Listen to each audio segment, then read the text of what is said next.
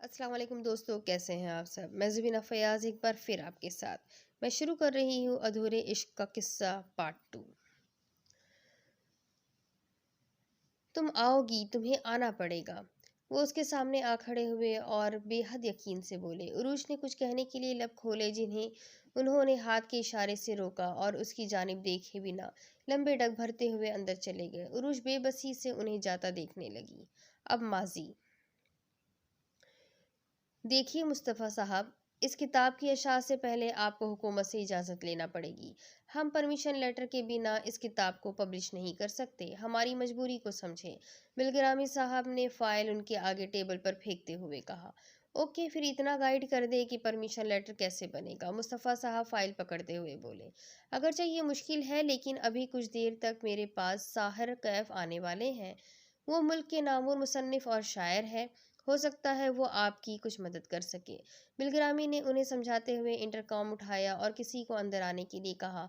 हम माजरत चाहते हैं मैडम, आपको इंतज़ार करना पड़ा। बिलग्रामी ने आने वाली को देखते हुए माजरत ख्वाह लहजे में कहा।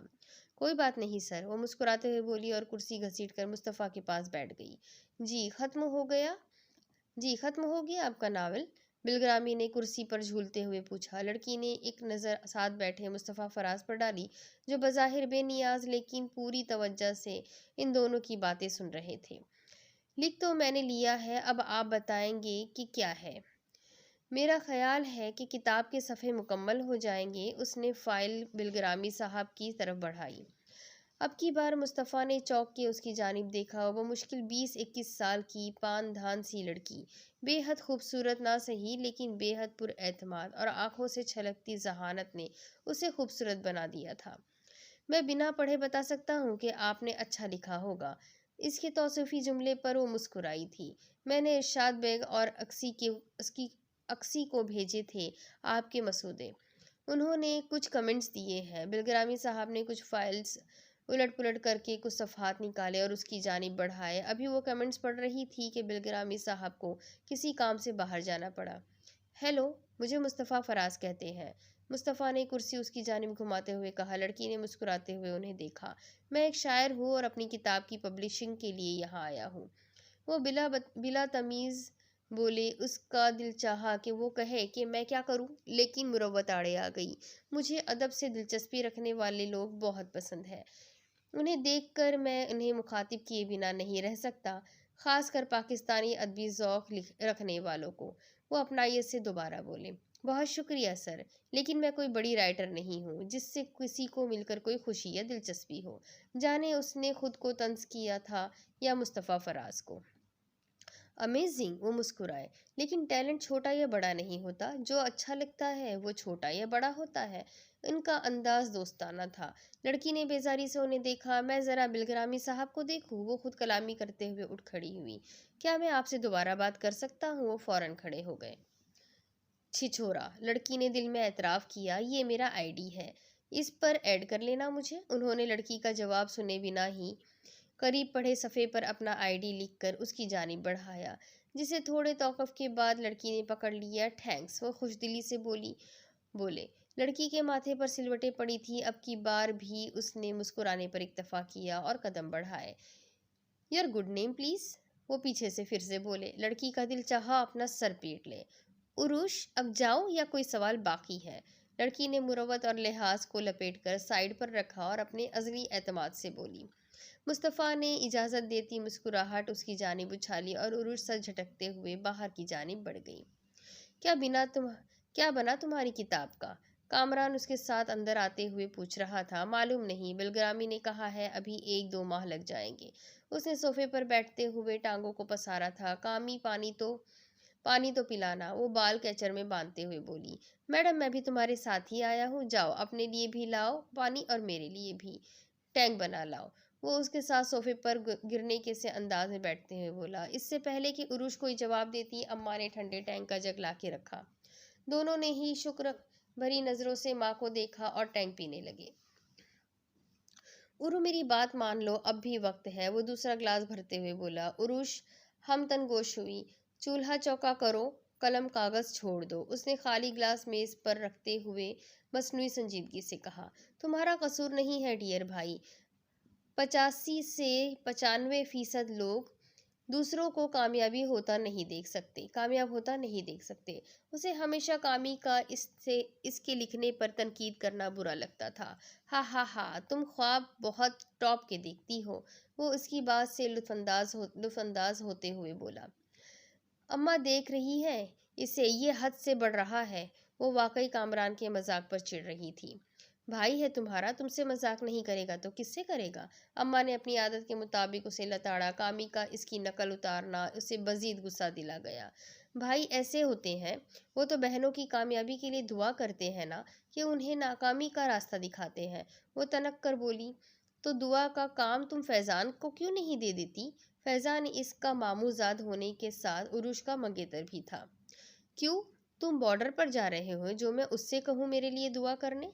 वो जो अपने कमरे की तरफ जा रही थी उसकी बात पर पलटी थी, और उसके अंदाज और बात दोनों से माँ बेटे की हंसी निकल गई। लो, ये अच्छा इंसाफ है। तुम्हारी कामयाबी से लुत्फ अंदोज वो हो, इन किताबों के पैसे वो खाए, और हम खाली रूखी सूखी दुआ करें। वो उसे चिढ़ाने से बाज नहीं आया। तुम ना पिटोगे मुझसे? कामी जो माँ की गोद में सर रख कर लेटा था, उरुश ने इसके पेट में पाँव मारा। उई माँ, आह आह, अल्लाह माँ, मैं मर गया, वो दोहराते हुए चिल्ला रहा था। पागल हो गई हो उरू, दिमाग खराब हो गया है तुम्हारा? अम्मा उसे सीधा करते हुए उरुश को डांटने लगी। उसकी तकलीफ पे उरुश घबरा के उसके करीब आई। सॉरी कामी, मैंने तो हल्का सा पाँव रखा था। वो रूहानसी होकर उसके पेट पर रखे हाथ हटाते हुए बोली। कामी ने नीमवा आंखों से उसके परेशान चेहरे को देखा। जब्त के बावजूद उसकी सूरत देखकर वो अपनी मुस्कुराहट रोक ना पाया। उसकी मुस्कुराहट देखकर पल भर में उरुश की परेशानी रफा दफा हो गई थी। उसने उसके हाथ पर थप्पड़ मारे। तुम हो ही ड्रामेबाज, डफर कहीं के। उरुश की जान में जान आई तो दोबारा अपनी असली हालत में वापस आ गई। हा हा हा हा, वो उठ बैठा। देख रही है अम्मा, ये कितनी मोहब्बत करती है मुझसे। मेरी जरा सी झूठी तकलीफ पर भी तड़प उठी। वो बज़ाहिर उसका मजाक उड़ा रहा था, जबकि हकीकतन वो अपनी बहन की मोहब्बत से सरशार हो रहा था। रुकैया बेगम ने अपने बच्चों की बलाएं ली थी। मुझे तो बेचारे फैजान पर तरस आता है। इस कदर बदमाश बीवी इसके पल्ले पड़ी है। देखे तो हाथ लाल कर दिए हैं मार मार कर। वो अपने सुर्ख होते हाथ अम्मा के आगे करते हुए बोला। अकल करो कामी, बहनों को बदमाश कहते हैं क्या? उरुश के बजाय अम्मा ने उसे डांटा। अब के चिढ़ाने की बारी उरुश की थी। उरु, तुमने अम्मा को बताया कि जो शायर तुम्हें पब्लिश हाउस में मिला था? कामी ने जानबूझ के कहा, क्योंकि रुकैया बेगम को उरुश का ना लिखना पसंद था और ना ही यूं पब्लिश हाउस जाना पसंद था। लेकिन मसला ये था कि इनके दोनों बेटे और शौहर उरुश की खुशी में खुश थे। इनके ख्याल में उरुश के पास टैलेंट है तो उसे जंग लगने की बजाय इस्तेमाल करना चाहिए। रुकैया बेगम ना चाहते हुए भी बेबस थी। इससे पहले कि अम्मा स्टार्ट होती, उरुश की खुशकिस्मती के अदनान भाई ऑफिस से आ गए, और अदनान भाई के होते हुए किसी की जुर्रत ना थी कि वो उरुश को डांट जाता।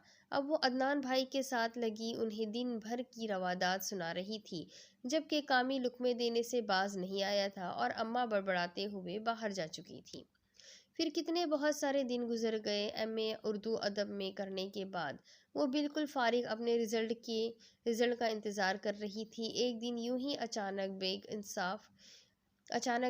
बैग साफ करते हुए इसकी नज़र मुस्तफ़ा फराज के आईडी पर पड़ी। वो इस चिट को फाड़ते फाड़ते रुक गई। कुछ सोचते हुए उसे तकिए के नीचे रखा और बैग समेटने लगी। उसका दिमाग तेज़ी से काम कर रहा था। कहते हैं कि खाली घर शैतान का मरकज़ होता है। उसका जहन भी इस वक्त खाली घर की मानिंद था। नया लिखने के लिए कुछ भी प्लान नहीं हो रहा था। आईडी देखकर इस खाली घर में बड़ा खूबसूरत प्लान आया। अपनी नई कहानी के लिए उसने ज़बरदस्त प्लान ढूंढा था। ये लिखारी लोग भी गज़ब के खुदगर्ज होते हैं। एक कहानी की खातिर वो हर किसी के दिल से खेल जाते हैं। हर कदम पर एक कहानी तलाशते हुए वो खुद को कहानी का मरकज़ी किरदार बनाने से भी नहीं चूकते। लोगों से मिलते हैं तो सिर्फ एक किरदार तख्लीक करने के लिए। कभी कभी तो खुद को भी कहानी बनाने के चक्करों में रोल देते हैं। वो भी एक कहानी तख्लीक करने के चक्करों में खुद को खोने जा रही थी। सबसे पहले उसने अपना नया आईडी बनाया, फिर उसमें मुस्तफ़ा फराज को ऐड किया। उसके ऐड करने की देर थी, वो खुशदिली से उसे अपने दोस्तों में ऐड कर गया। उसका अंदाज गुफ्तगू और कदर बेतकल्लुफ़ था कि उरूज को बिल्कुल नहीं लगता था कि इनकी मुलाकात हुए चंद दिन हुए हैं। وہ نہ صرف شاعر بلکہ تنقید نگار اور ادیب بھی تھا۔ اس کے باوجود مجھے ایک بات پریشان کرتی کہ میں نے اتنے نامور شاعر و ادیب کو نہ تو کبھی پڑھا اور نہ ہی ان کی کوئی کتاب میری نظر سے گزری۔ اس کے باوجود مجھے لکھنے کی ہمت نہ ہوئی۔ میں نے پکا ارادہ کر لیا تھا کہ میں مصطفیٰ فراز پر کہانی ضرور لکھوں گی۔ ایک تو وہ خود بہت اچھے تھے، دوسرا اس کا ادبی ذوق واقعی میں قابل دید تھا۔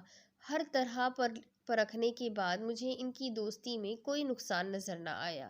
ان سے بات کرتے ہوئے مجھے 1 ماہ سے زیادہ گزر چکا تھا، لیکن ابھی تک ہماری بات دوستی کے مرحلے سے آگے نہ بڑھی تھی۔ مجھے ان کے ساتھ ادب پر گفتگو کرنے میں مزہ آتا تھا۔ انہی دنوں انہوں نے مجھے ایک ویب کمیونٹی کے بارے میں بتایا جہاں وہ اپنی شاعری شیئر کرتے تھے۔ اس ویب کمیونٹی میں مجھے اکثر ابھرتے اور منجھے ہوئے رائٹرز پوائنٹ میں ملتے تھے۔ آپ نے کبھی محبت کی ہے؟ ان دنوں ویب پر محبت کے ٹاپک پر بحث چل رہی تھی۔ تب ہی میں نے ان سے پوچھا۔ دوسرا، ہمیں بات کرتے 2 ماہ سے زیادہ ہو چکے تھے اور میں اپنی کہانی کا ایک کردار بھی تخلیق نہیں کر پائی تھی۔ ہاں، وہ بلا توقف سے بولے۔ کون ہے وہ؟ میرا انداز تجسس لیے ہوئے تھا۔ اگر میں نے تمہیں بتایا تو تم خفا ہو جاؤ گی۔ انہوں نے بتانے سے گریز کیا۔ میں کیوں خفا ہونے لگی؟ مجھے تو آپ کے بارے میں جاننا اچھا لگے گا۔ تم نے کبھی محبت کی ہے؟ میری بات کا جواب دینے کے بجائے الٹا سوال کیا گیا۔ ہاں، میں نے فوراً جواب سینڈ کیا۔ کون ہے وہ؟ دوبارہ سوال۔ کم از کم وہ مصطفیٰ فراز نہیں ہے۔ میں نے بنا سوچے سمجھے جواب ٹائپ کر کے سینڈ کر دیا۔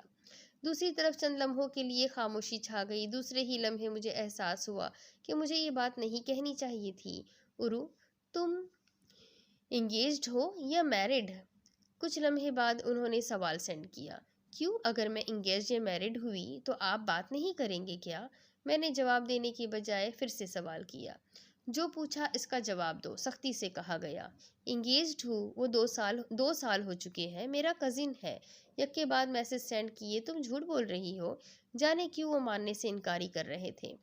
میں نے ہنسی کا آئیکن سینڈ کیا۔ مجھے لگتا ہے کہ تم نے اس آپشن میں انگیجڈ خود کو سیو کرنے کے لیے لکھا ہے۔ میں ان سے جھوٹ نہیں بول رہی تھی، لیکن انہیں میری بات پر جھوٹ کا گمان ہو رہا تھا۔ مجھے جھوٹ بولنے کی ضرورت نہیں۔ میں یکدم سنجیدہ ہوئی۔ مصطفیٰ نے کوئی جواب نہیں دیا۔ اگر میں کہوں کہ مجھے تم سے محبت ہے تو کیا مان لو گی؟ مجھے ان سے اس سوال کی امید تو نہیں تھی۔ آپ کا دماغ چل گیا ہے؟ ان کی بات پر مجھے سخت غصہ آیا۔ مجھے تم سے نہیں، تمہارے فن سے محبت ہے، تمہارے فن کی روح سے محبت ہے۔ یکدم انہوں نے پیترا بدلا، لیکن میرا دماغ پہلی بات پر ہی اٹک گیا تھا۔ پلیز سر، آپ جس سے محبت کرتے ہیں کریں، لیکن لفظوں کا یہ بےہودہ کھیل میرے ساتھ نہ کھیلیں۔ 2 مہینوں میں پہلی بار میں نے یوں بدتمیزی کا مظاہرہ کیا تھا۔ اس طرح ریئیکٹ کرتے ہوئے میں بھول گئی تھی کہ میں بھی کچھ ایسا ہی کھیل ان سے کھیلنے والی تھی۔ لیکن میرا خدا گواہ ہے، میرا ارادہ ان کے ساتھ محبت کا ناٹک کرنا نہیں تھا۔ اگر میری یہ محبت تمہارے لیے ہے تو برائی کیا ہے؟ میرے غصے کی پرواہ کیے بنا آرام سے کہا گیا۔ میرے تن بدن میں تو جیسے آگ لگ گئی تھی۔ میں نے کوئی بھی جواب دیے بنا میسنجر آف کر دیا۔ ابھی میں اس کی باتوں پر تلملا رہی تھی کہ کامی چلاتا ہوا آیا۔ کیا ہوا تمہیں؟ وہ فکر مندی سے میرے قریب آیا۔ کیا ہوا مجھے؟ میں نے الٹا سوال کیا۔ کچھ تو ہوا ہے جو یوں پریشان لگ رہی ہو۔ کامی حقیقتاً فکر مند ہو رہا تھا۔ یکدم مجھے احساس ہوا کہ کچھ غلط نہ ہو جائے، حالانکہ بہت کچھ غلط ہونے جا رہا تھا۔ میں سوچ رہی ہوں بلگرامی صاحب کو فون کروں، میں نے خود کو مصطفیٰ فراز کی باتوں سے آزاد کرتے ہوئے کہا۔ چلو، میں سمجھا شاید حکومت کا تختہ الٹنے کا سوچ رہی ہو۔ معلوم نہیں اسے میری بات پر یقین آیا تھا یا نہیں، لیکن اب وہ مجھے نارمل دیکھ کر جلانے والے انداز میں بولا اور میں واقعی سرتا پیر جل اٹھی اور اس کے اوپر جھپٹی۔ وہ تو جیسے اس حملے کے لیے تیار بیٹھا تھا، اب وہ آگے آگے اور میں اس کے پیچھے پیچھے، سارے گھر میں دمال ڈال رہی تھی۔ اماں کے کوسنے میرا تعاقب کر رہے تھے اور اس بھاگ دوڑ میں مصطفیٰ فراز کی ہر بات بھول چکی تھی۔ کتنے بہت سارے دن گزر گئے، میری مصطفیٰ سے کوئی بات نہیں ہوئی۔ کچھ میں کترا رہی تھی تو کچھ مصروفیت اتنی زیادہ تھی کہ نیٹ آن کرنے کا وقت ہی نہیں مل رہا تھا۔ میری مصروفیت کی وجہ سے عدنان بھائی کی منگنی اور میری کتاب کی اشاعت تھی۔ میری پہلی کتاب کی اشاعت پر جہاں مجھے بے تحاشا تنقید کا سامنا کرنا پڑا، وہیں پر بہت اچھا رسپانس بھی ملا۔ سب سے بڑھ کر فیضان کو میرے لکھنے سے تو پہلے ہی چڑ تھی۔ کتاب کی اشاعت پر وہ آپے سے باہر ہو رہا تھا۔ میں لاپرواہ بنی اسے نظر انداز کر رہی تھی، لیکن کب تک؟ عدنان بھائی کی منگنی پر میری ان سے ملاقات ہوئی اور ہماری اچھی خاصی بحث ہو گئی۔ جب تک میں اپنے بابا کے گھر پر ہوں، تمہیں مجھ پر تنقید کرنے کا یا پابندی لگانے کا کوئی حق نہیں۔ جیسے ہی اس نے کتاب کی اشاعت پر اعتراض کیا، میں تلخ ہو گئی۔ میرے ساتھ حق کی بات مت کرو، مجھے اچھی طرح سے معلوم ہے کہ میرا تم پر کیا حق ہے۔ اس کا انداز جتانے والا تھا۔ تم ہوتے کون ہو مجھ پر پابندی لگانے والے؟ میری زندگی میں جہاں چاہوں جاؤں، جو چاہوں کروں۔ اس کا یوں حق جتانا میرا دماغ فارغ کر گیا۔ عرو، تم سمجھتی کیوں نہیں؟ لوگ باتیں کرتے ہیں۔ میرے غصے کرنے پر وہ نرم پڑا تھا۔ وہ ایسا ہی تھا۔ جب بھی میں ہتے سے اکھڑتی، وہ نرم پڑ جاتا۔ مائے فٹ لوگ، میرے باپ کو اعتراض نہیں تو لوگ کون ہوتے ہیں اعتراض کرنے والے؟ ہمیشہ ایسا ہوتا کہ جب وہ نرمی سے بات کرتا، میرا غصہ آپ ہی آپ جھاگ ہو جاتا۔ جانے کیوں آج مجھے اس کی باتیں اشتعال دلا رہی تھی اور میں ارد گرد سے بے خبر اس کی بے عزتی کر رہی تھی۔ کول عرو، تم بات کو طول مت دو۔ جانے وہ کس مٹی کا بنا تھا کہ اتنی بے عزتی کرواتے بھی نہ تو وہ میرے سامنے سے ہٹا تھا، نہ ہی اسے اب مجھ پر غصہ آ رہا تھا۔ اگر یہ کہا جائے کہ فیضان کو مجھ پر غصہ آتا ہی نہیں تو غلط نہ ہوگا، لیکن جب آتا تو وہ سارے حساب بے باک کرتا تھا۔ تم یہاں منگنی انجوائے کرنے آئے ہو، کرو اور جاؤ، میرے استاد بننے کی ضرورت نہیں۔ میں نے کبھی فیضان کے ساتھ اس حد تک بدتمیزی یا بحث نہیں کی تھی، لیکن آج نہ جانے کیوں مجھے رہ رہ کر اس پر غصہ آ رہا تھا۔ میں درشتی سے کہتے اس کے سامنے سے ہٹ گئی تھی۔ میرا یوں اس پر چلانا اور اس کا یوں خاموش ہوتے فنکشن چھوڑ جانا کتنے لوگوں کو کھلی تھی۔ مجھے اس کا اندازہ اس وقت تک نہ ہوا تھا کہ میں نے یوں سرِ عام اس کی انسلٹ کر کے کتنی بڑی غلطی کی ہے۔ کیا میں پوچھ سکتی ہوں کہ تم نے فیضان کے ساتھ بدتمیزی کیوں کی؟ اماں پوری سنگن لے کر میرے پاس آئی تھی۔ آپ سے کس نے کہا؟ میں نے معصومیت کی انتہا کی، حالانکہ یہ بات تو اکثر سے بیشتر لوگوں کو معلوم ہوگی کہ میری اور فیضان کی کل بحث ہوئی ہے، اور میں اچھی طرح سے جانتی تھی کہ مجھے خاندان میں کن القابات سے نوازا جا رہا ہوگا، لیکن مجھے پرواہ نہیں تھی۔ میری سب سے بڑی خوبی یا خامی یہی تھی کہ مجھے کسی کی پرواہ نہیں ہوتی تھی سوائے اپنے گھر والوں کے۔ اماں کچھ نہیں کہا میں نے، اسے خواہ مظلوم بننے کی عادت ہے۔ اماں اس کی وکیل بن کے آئی تھی، میرا غصہ کرنا لازمی تھا۔ عروج، تم دن بدن تہذیب اور تمیز بھولتی جا رہی ہو۔ اماں دنیا کی واحد ماں ہے جنہیں اپنی سب سے سیدھی اور ٹیلنٹڈ بیٹی میں عیب دکھائی دیتے ہیں۔ میں نے کوئی جواب نہ دیا، کیونکہ جواب دینے کا مطلب تھا اماں کا لمبا چوڑا تہذیب پر لیکچر سننا، اور میں اس وقت قطعاً اس موڈ میں نہیں تھی کہ اماں کے ساتھ کسی قسم کی بحث کروں۔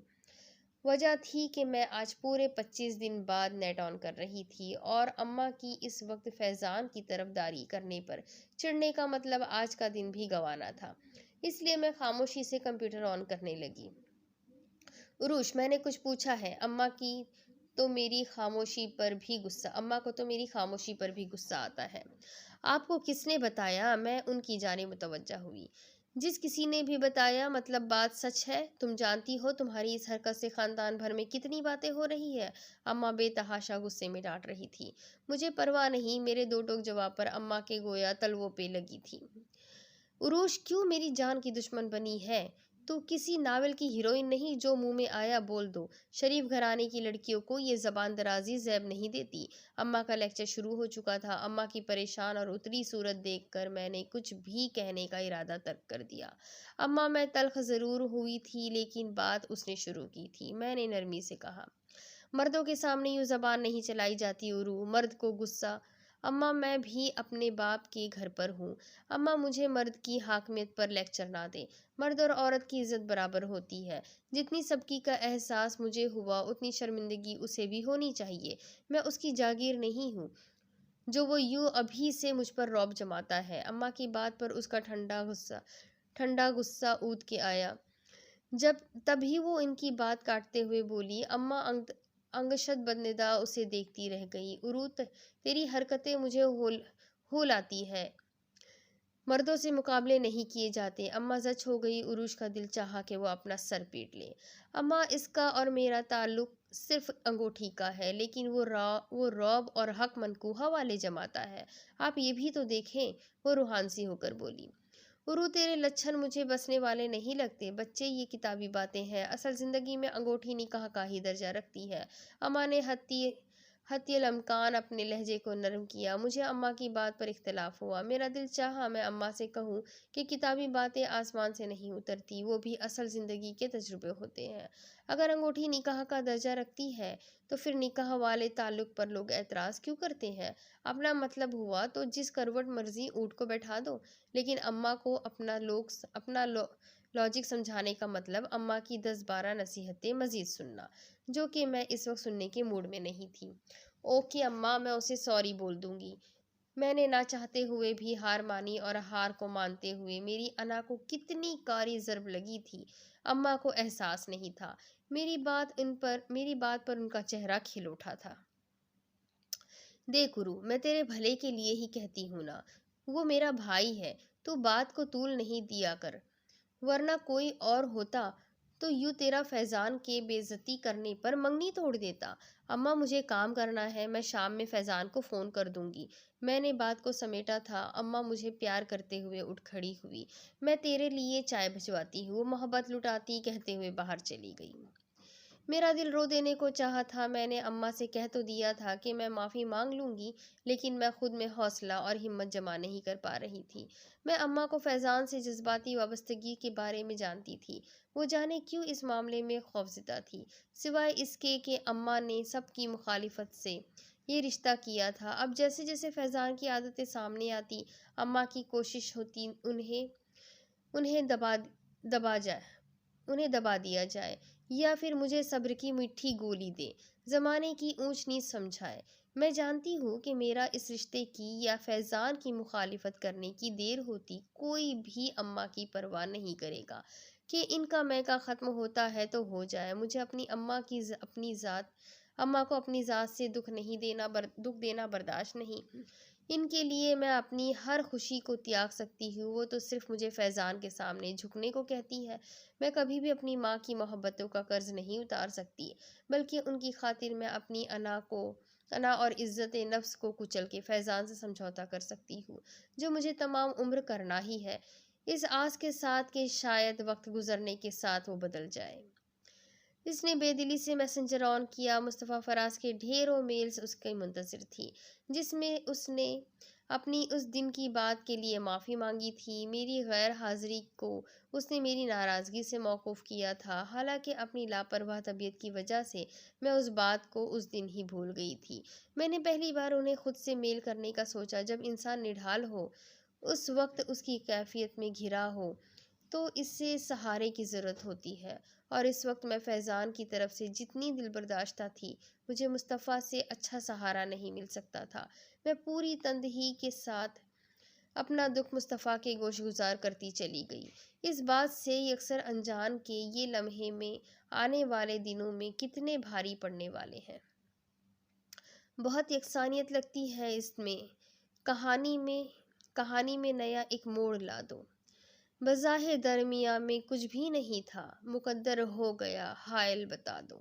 کیا سوچ رہی ہو اہل کتاب صاحبہ؟ جب سے میری کتاب شائع ہوئی تھی، کامی مجھے اہل کتاب کہہ کر پکارتا تھا۔ ہاں ہوں تو تم کب آئے؟ میں نے مصطفیٰ کو میل تو کر دی تھی، لیکن اب مجھے اپنی جلد بازی پر نہ صرف شرمندگی ہو رہی تھی، بلکہ افسوس بھی کہ مجھے یوں ای میل نہیں کرنی چاہیے تھی۔ عرو، وہ میرے کان کے قریب آ کے چلایا۔ کیا مسئلہ ہے یار، کبھی سکون سے بیٹھنے بھی دیا کرو۔ اس کی شرارت پر میں چڑ گئی۔ تمہاری طبیعت ٹھیک ہے؟ وہ میرے قریب آیا اور میرے ماتھے کو ہاتھ کی پشت سے چیک کرنے لگا۔ میں نے اس کی جانب دیکھتے ہوئے شرارت کی کوئی رمق تلاشنا چاہی، لیکن وہ بے حد سنجیدہ تھا۔ مجھے اپنے رویے کی سنگینی کا فوراً احساس ہوا۔ کہاں سے آ رہے ہو تم؟ میں نے اس کے رف حلیے کی طرف دیکھتے ہوئے پوچھا۔ اس نے جواب دیے بنا میری جانب دیکھا۔ تم گرگٹ کی طرح رنگ بدلنے کیوں لگی ہو؟ کبھی تمہارا موڈ کچھ ہوتا ہے اور کبھی کچھ، بات کیا ہے؟ وہ اب بھی سنجیدہ تھا۔ وہ مجھ سے ایک سال چھوٹا تھا، لیکن ہم دونوں میں زبردست دوستی تھی۔ لڑائی جھگڑا کرنے کے باوجود ہر بات ایک دوسرے سے شیئر کرتے، حتیٰ کہ جب بھی میں کسی نئی کہانی کا پلاٹ تیار کرتی، سب سے پہلے کامی کو سناتی۔ اکثر کامی ان میں کمی بیشی کرتا، ریسرچ کرنے میں میرا ساتھ دیتا۔ مجھے اپنا یہ بھائی دوستوں اور بہنوں کی طرح عزیز تھا۔ تمہارا تو آج میچ تھا، کیا بنا؟ مجھے بات پلٹنے کا بہانہ ملا تھا، کیونکہ کامی کو کرکٹ سے اس قدر لگاؤ بلکہ جنون تھا کہ وہ کرکٹ کی بات ہوتی تو جھگڑا بھی بھول جاتا تھا۔ اس قدر جنونی تھا کہ اس نے جتنے بھی میچ اس کی پیدائش سے پہلے ہوئے تھے ان کو بھی ڈھونڈ ڈھانڈ کر دیکھ ڈالا تھا۔ ہم اکثر کہتے ہیں کامی تو کسی میچ گراؤنڈ میں پیدا ہونا چاہیے تھا۔ حسب توقع اس کی توجہ مجھ سے ہٹ گئی تھی۔ آج کا میچ زبردست رہا، وہ پرجوش بولا۔ کل بھی تو تھا، کل کون جیتا؟ اور آج کون جیتا؟ مجھے یاد آیا تو میں نے پوچھ لیا۔ کل کا میچ ہم ہار گئے اور آج کا وہ جیت گئے، وہ ہنستے ہوئے بولا۔ میں نے اس کی بات کا مطلب سمجھے بنا سر ہلایا تھا۔ اچانک سمجھ آیا تو کھلکھلا کے ہنس دی۔ یعنی دونوں ہی میچ ہار گئے؟ میں نے ہنسنے کی وجہ سے آنکھوں میں نمی آئی صاف کرتے ہوئے پوچھا۔ نہیں، ایک بار ہم ہارے، دوسرا وہ جیتے۔ وہ بے شرموں کی طرح اپنی ہار تسلیم کرنے سے انکاری کر رہا تھا۔ اس سے پہلے کہ میں کوئی جواب دیتی، اس نے مجھے خاموش رہنے کا کہتے ہوئے سیل کان سے لگایا۔ ٹھیک، ہم ملتے ہیں کل۔ اس نے صرف اتنا کہہ کر موبائل آف کر دیا۔ کون تھی؟ میں پر یقین لہجے میں پوچھ رہی تھی۔ شک کرنا تم عورتوں کا وتیرہ ہے، دوست ہے وہ میری۔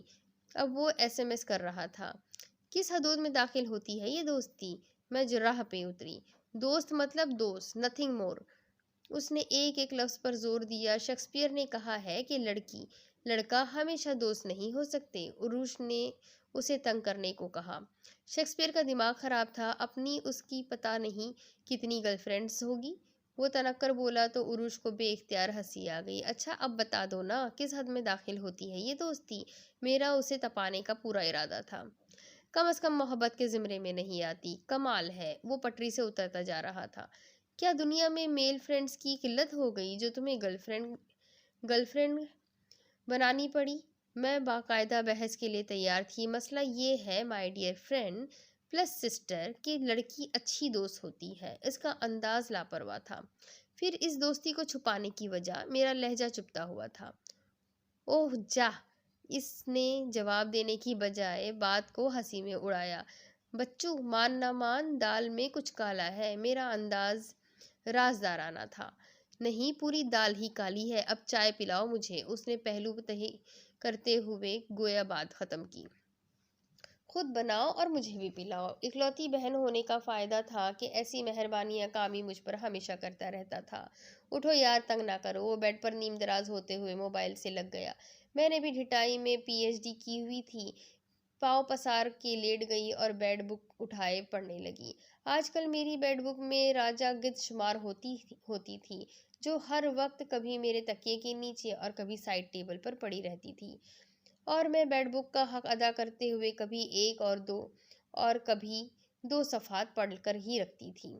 اوکے، اب آنا ذرا اپنے کام کے لیے۔ وہ کچھ دیر لیٹا موبائل سے کھیلتا رہا، پھر اٹھ کھڑا ہوا۔ اچھا، کیا یاد کرو گے؟ لیکن میری ایک شرط ہے۔ میں بیڈ بک رکھتے ہوئے اس کے قریب آئی تو وہ سوالیہ نظروں سے مجھے دیکھنے لگا۔ میری کتاب پڑھو گے؟ میرا لہجہ پراشتیاق تھا۔ مجھے چائے نہیں پینی۔ اس نے جانے کے لیے قدم بڑھائے۔ ہو ہی ڈفر! میں چلائی۔ میں تن تن کرتی باہر نکل گئی۔ عجیب بات تھی کہ میرے گھر میں میری کتاب سوائے اماں کے کسی نے نہیں پڑھی تھی۔ بابا اور عدنان بھائی کو کتاب دیتے ہوئے ایک جھجک مانے تھی، اور کامی کہتا میں بے وقوف ہوں یا بھائی اور بابا بزذوق ہیں۔ اچھا لاؤ دو۔ اچانک وہ مہربان ہوا۔ میں نے بخوشی کتاب اسے تھمائی۔ محبت کا شہراز، عروش ندیم۔ وہ بآواز بلند بولا۔ ٹائٹل اچھا ہے۔ اس نے کہتے ہوئے کتاب کھولی اور دوبارہ بند کر دی۔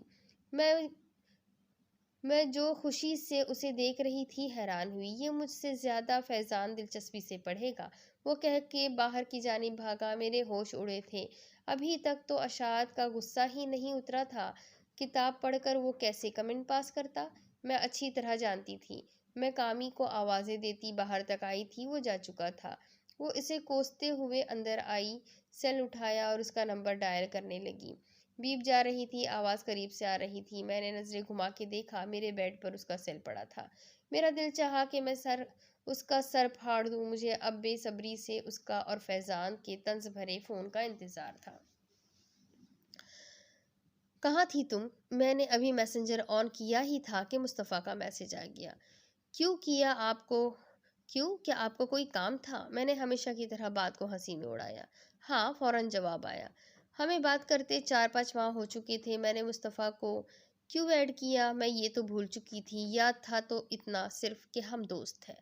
مجھے مصطفیٰ سے بات کرنے کی اتنی عادت پڑ چکی تھی کہ کبھی نہ ہوتی تو کسی کمی کا احساس رہ جاتا۔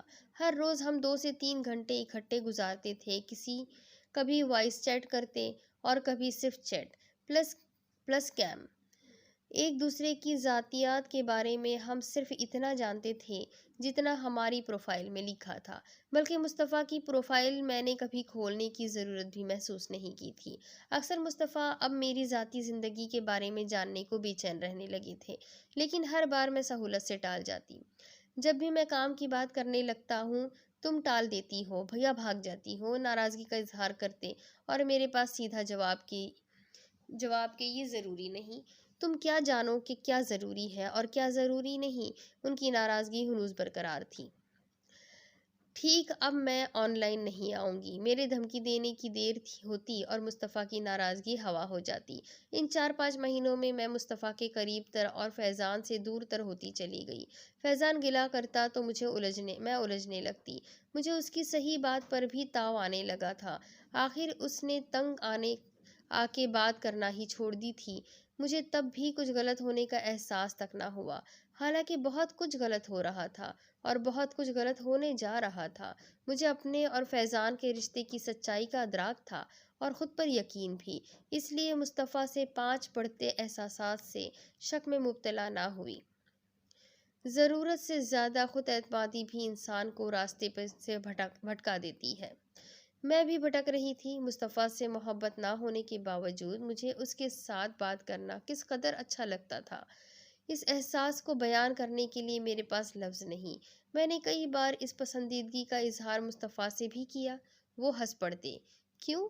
یہ تو اس دن معلوم ہوا جب ان کی طرف سے آنے والی میل نے ہمارے رشتے کے معنی بدل دیے۔ میں حق تک ان لفظوں میں الجھ کے رہ گئی۔ کیسی ہو عروہ؟ کہو کیسی ہو؟ میں نے کبھی بھی پہلی نظر کی محبت پر یقین نہیں رکھا تھا۔ میں اس فرسٹ سائٹ لو کو بکواسیات سمجھتا تھا، لیکن تم یقین مانو عروہ، میں نے تم سے اس پہلی نظر میں محبت کی جب تمہیں پہلی بار دیکھا۔ میں نے تمہارے ملنے کی دعا کی، یہ جانتے ہوئے بھی کہ ہم دونوں میں بہت کچھ ڈفرینس ہے۔ شاید وہ لمحہ قبولیت کا تھا، تبھی تو تم نے مجھ سے رابطہ کیا۔ اتنے سارے مہینے بات کرنے کے بعد میں تم سے دل و جان سے محبت کرنے لگا ہوں۔ کسی پل تمہاری یاد مجھ سے اوجھل نہیں ہوتی۔ شام کے سائے ڈھلتے ہی تمہاری یادیں میرے آنگن میں اتر آتی ہے۔ میں تمہارے بارے میں جاننا چاہتا ہوں، تمہیں پڑھنا چاہتا ہوں۔ میرا یقین کرو، محبت سچ ہے، گمان نہیں۔ ان کی میل گویا کوئی آٹومیک بم کی طرح میرے اعصاب پر لگی تھی۔ مجھے تو جیسے سکتہ ہو گیا تھا، میرے اعصاب شل ہو گئے، کچھ سوچنے سمجھنے کے قابل نہ رہے تھے۔ میری تو سوچ کے 1000ویں حصے میں بھی نہیں تھا کہ مصطفیٰ ایسی کوئی پیش رفت کریں گے۔ مرد اور عورت کے درمیان دوستی کے علاوہ ہر رشتہ ہوتا ہے۔ کچھ دن پہلے میں نے کامی کو کتنے یقین سے یہ بات کہی تھی، پھر میں خود کیسے بھول گئی کہ ہم بھی مرد اور عورت ہیں جن کے درمیان دوستی کا رشتہ اپنے ہی رنگ و انداز میں ہوتا ہے۔ میں نے ہر بات پر رشتے کو بالائے طاق رکھتے ہوئے مصطفیٰ کو میل کی۔ مسٹر مصطفیٰ، 2 دن آپ سے بات کیا کر لیے، آپ نے الٹا ہی مطلب نکال لیا۔ ایک بات میں بہت واضح کر دینا چاہتی ہوں کہ میری منگنی ہو چکی ہے اور میں اپنے منگیتر سے محبت کرتی ہوں۔ حالانکہ یہ بات بالکل غلط تھی، میں فیضان سے محبت نہیں کرتی، لیکن ایک تعلق ہونے کی بنا پر مجھے اس سے انسیت ہے۔ آپ کیا جانو کہ محبت کیا ہوتی ہے؟ محبت اتنی عرضہ نہیں کہ جب چاہو ہو کر जब चाहो कर लो, ना ही ये हर किसी को दी जाती है। ये सिर्फ आपके दिमाग की खलल है। मोहब्बत का मज़ीद दावा करने की बजाय अपने दिमाग का इलाज करवाइए। पहली नज़र की मोहब्बत के बारे में तो सुना था, ये खाली बातों की मोहब्बत पहली बार देखी है। मैंने अच्छी खासी सुनाई, जवाब में उनकी एक माज़रत ख्वाह मेल आई और वो गायब हो गए। अब इसके आगे की स्टोरी मैं आपको अगली किस्त में सुनाती हूँ कि इसके आगे क्या हुआ। क्या उरूश ने मुस्तफ़ा की मोहब्बत को कबूल किया? क्या फैज़ान और उरूश की शादी हुई या नहीं हुई? ये सब कुछ जानने के लिए मेरे साथ बने रहें। चैनल को सब्सक्राइब कर लीजिए, बेल आइकन को ज़रूर दबा दीजिए। अगली किस्त में फिर मिलेंगे। अल्लाह हाफ़िज़।